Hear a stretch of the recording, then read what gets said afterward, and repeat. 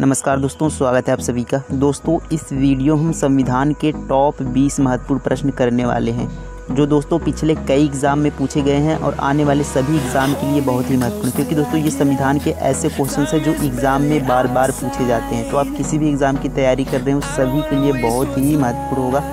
तो चलिए पहले क्वेश्चन से स्टार्ट करेंगे। लास्ट में आपको कमेंट कर ज़रूर बताना है कि आपने 20 में से कितने क्वेश्चन सही किए। चलिए देखते हैं पहला क्वेश्चन, संविधान में कुल कितनी अनुसूचियां हैं।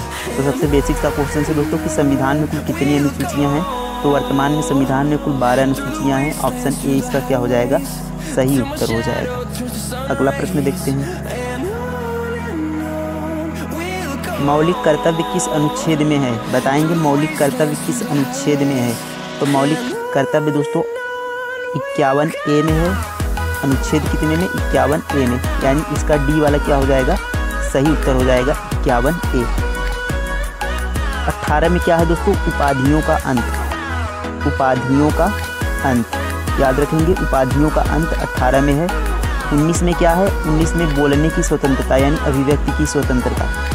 तो प्रेस को स्वतंत्रता जो मिलती है यानी प्रेस को बोलने की स्वतंत्रता जो है वह आर्टिकल 19 के तहत ही है, इसको आप याद रखेंगे। अगला प्रश्न देखेंगे, देखिए दैहिक स्वतंत्रता किस अनुच्छेद में है। दैहिक स्वतंत्रता यानी दोस्तों जीवन जीने का अधिकार, यह किस अनुच्छेद में है। तो आर्टिकल 21 में। ऑप्शन ए क्या हो गया, इसका सही उत्तर हो जाएगा। अगला प्रश्न देखते हैं, मौलिक कर्तव्य को किस देश से लिया गया है। तो मौलिक कर्तव्य दोस्तों जो अभी हमने देखा कि 51A में है अनुच्छेद में, वह किस देश से लिया गया है। तो रूस इसका सही उत्तर हो जाएगा। ऑप्शन नंबर बी क्या होगा, इसका सही उत्तर हो जाएगा। अगला प्रश्न देखें,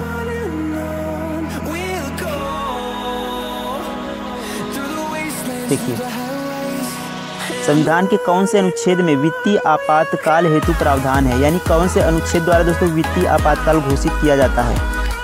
तो ऑप्शन सी इसका सही उत्तर हो जाएगा। अनुच्छेद 360 के तहत वित्तीय आपात घोषित किया जाता है। तो 360 इसका क्या हो जाएगा, सही उत्तर हो जाएगा ऑप्शन नंबर सी। अगला प्रश्न देखिए, भारत का महान्यायवादी किस अनुच्छेद में। बहुत ज़्यादा क्वेश्चन पूछा जाता है दोस्तों कि भारत का महान्यायवादी किस अनुच्छेद में है। तो अनुच्छेद 76 में है। ऑप्शन बी इसका क्या हो जाएगा, सही उत्तर हो जाएगा। अगला प्रश्न देखें, संविधान सभा ने भारत के संविधान को कब स्वीकृत किया था। तो संविधान सभा द्वारा भारतीय संविधान को कब स्वीकार किया गया। तो 26 नवंबर 1949, यानी ऑप्शन बी क्या हो जाएगा, इसका सही उत्तर हो जाएगा 26 नवंबर 1949 को भारतीय संविधान सभा द्वारा संविधान को स्वीकृत किया गया। लोकसभा के लिए प्रथम आम चुनाव कब हुआ था। तो बताएंगे लोकसभा के लिए जो प्रथम आम चुनाव हुआ था वह कब हुआ था। तो 1951 में स्टार्ट हुआ था, लेकिन 1952 में यहाँ पर पूर्ण हुआ था। तो 1952 यहाँ पर आंसर होगा, डी वाला क्या होगा, इसका सही उत्तर हो जाएगा। अगला प्रश्न देखिए,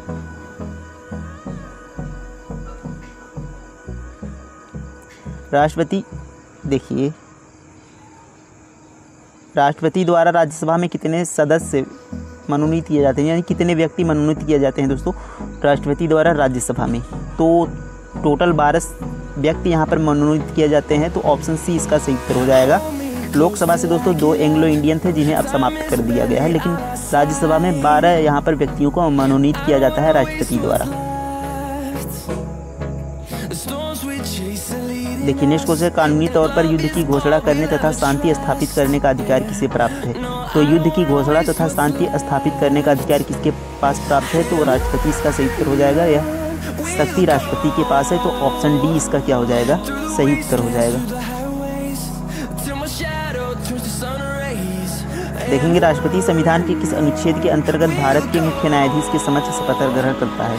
यानी सिंपल सा क्वेश्चन है कि राष्ट्रपति, देखिए कभी कभी हमसे पूछ लिया जाता है कि राष्ट्रपति किसके समक्ष शपथ ग्रहण करता है। तो भारत के मुख्य न्यायाधीश के समक्ष यह शपथ ग्रहण करते हैं राष्ट्रपति। किस अनुच्छेद में है। तो अनुच्छेद 60 में है। ऑप्शन बी इसका क्या हो जाएगा, सही उत्तर होगा। नेक्स्ट क्वेश्चन देखिए,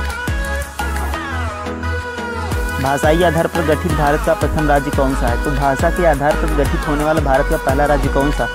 तो आंध्र प्रदेश इसका सही उत्तर हो जाएगा, बी वाला। भाषा के आधार पर गठित होने वाला पहला राज्य था आंध्र प्रदेश।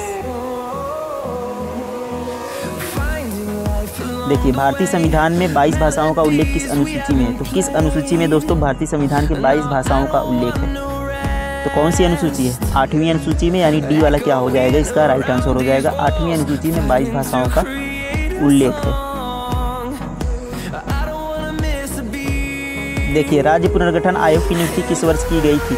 तो राज्य पुनर्गठन आयोग की नियुक्ति किस वर्ष की गई थी? तो ऑप्शन सी इसका सही उत्तर हो जाएगा। 1953 में राज्य पुनर्गठन आयोग की नियुक्ति की गई थी। अगला प्रश्न देखें, इनमें से कौन सा मौलिक अधिकार नहीं है? बताएंगे इनमें से कौन सा मौलिक अधिकार नहीं है। शिक्षा का अधिकार मौलिक अधिकार है। सामान्य समानता, यहाँ पर लिखेंगे समानता। समानता का अधिकार मौलिक अधिकार है। स्वतंत्रता का अधिकार मौलिक अधिकार है। संपत्ति का अधिकार ये आपका मौलिक अधिकार नहीं है। ऑप्शन डी यानी यहाँ पर सही उत्तर हो जाएगा। हमसे पूछा है कौन सा नहीं है, तो डी वाला संपत्ति का अधिकार मौलिक अधिकार नहीं है। ऑप्शन डी इसका क्या होगा राइट आंसर होगा। किस राज्य में सर्वप्रथम राष्ट्रपति शासन लागू किया गया था? कौन सा राज्य था जिसमें सबसे पहले राष्ट्रपति शासन लागू किया गया था? तो ऑप्शन बी इसका सही उत्तर हो जाएगा। पंजाब में सबसे पहले राष्ट्रपति शासन लागू किया गया था। कहाँ पर? पंजाब में।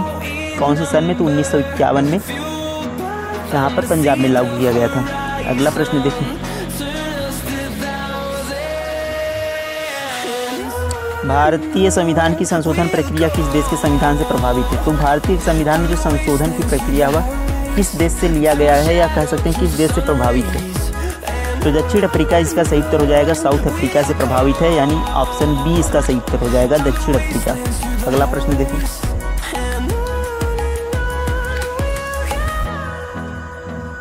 पहली बार किसी भी राज्य में राष्ट्रपति शासन कब लागू किया गया था? तो देखिए वही क्वेश्चन है जो हमने पीछे किया कि किस राज्य में किया गया था, तो पंजाब में। लेकिन हमसे यहाँ पर सन पूछ लिया गया है, कौन से सन में किया गया था? 1951। यहाँ पर देखिए ऑप्शंस नहीं है, यहाँ पर 52 को 51 कर लेंगे। तो 1951 में दोस्तों यहाँ पर राष्ट्रपति शासन लागू किया गया था पंजाब में पहली बार। अगला प्रश्न देखिए,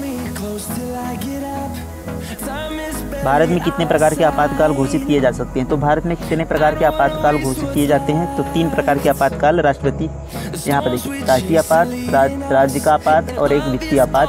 तो यानी 3 प्रकार से यहाँ पर आपात घोषित किए जाते हैं। तो बी वाला इसका क्या हो जाएगा सही उत्तर हो जाएगा। राष्ट्रीय आपात, राज्य आपातकाल और यहाँ पर वित्तीय आपातकाल। संविधान किस भाग में संविधान संशोधन की प्रक्रिया का उल्लेख है? बताएंगे संविधान के किस भाग में संविधान संशोधन की प्रक्रिया का उल्लेख है? अभी हमने देखा कि संविधान संशोधन प्रक्रिया कहाँ से प्रभावित है, किस देश से लिया गया है, तो दक्षिण अफ्रीका हमने अभी देखा।